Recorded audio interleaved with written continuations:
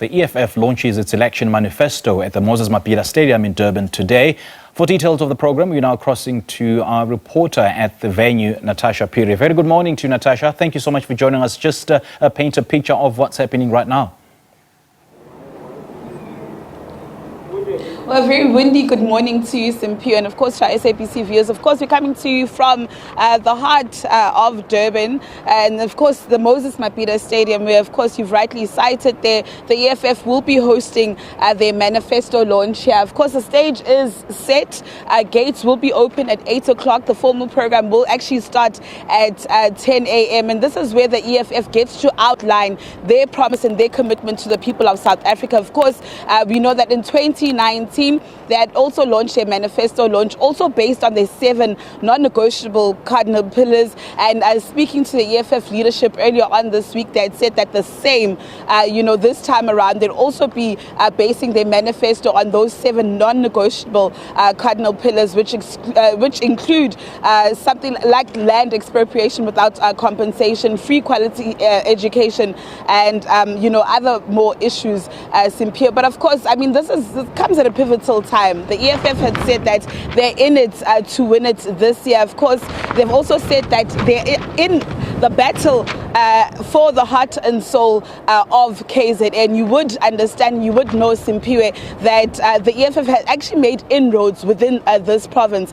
In 2014, at the polls, they got over 70% of the share of votes here in KZN. And of course, in 2019, just under 350,000. They're looking to actually increase their support base in the province. We saw that Ipsos poll, predicting that the EFF would actually get around over 18% this time around at the polls, and the EFF is quite confident that yes, they will actually win over KZN. You would know that they are the official opposition in provincial legislatures like Limpopo, like the Northwest and Mpumalanga, and they're hoping that KZN would actually be one of those. They're saying that MK is not a threat to them, and of course hoping that pending and after this manifesto launch, they would be giving their ground forces marching orders to say that go and win and woo the hearts and minds of the South African electorate. We know that the voters' roll currently sits at over 27 million people, and they're actually encouraging more people to go out in their numbers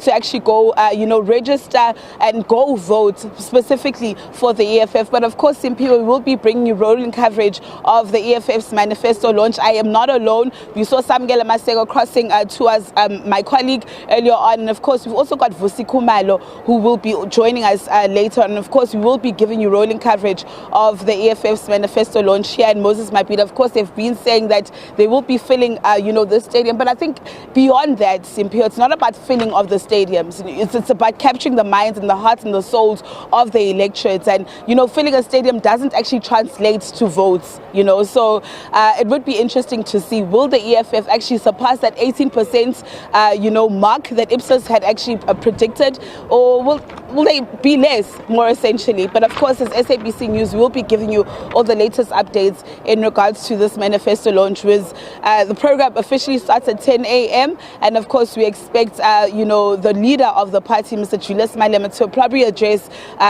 these members around 1 o'clock. Natasha, we'll chat to you a little later. Thank you so much for your update. Natasha Phiri there out at the Moses Mabhida Stadium, where the EFF will be launching its manifesto later on today.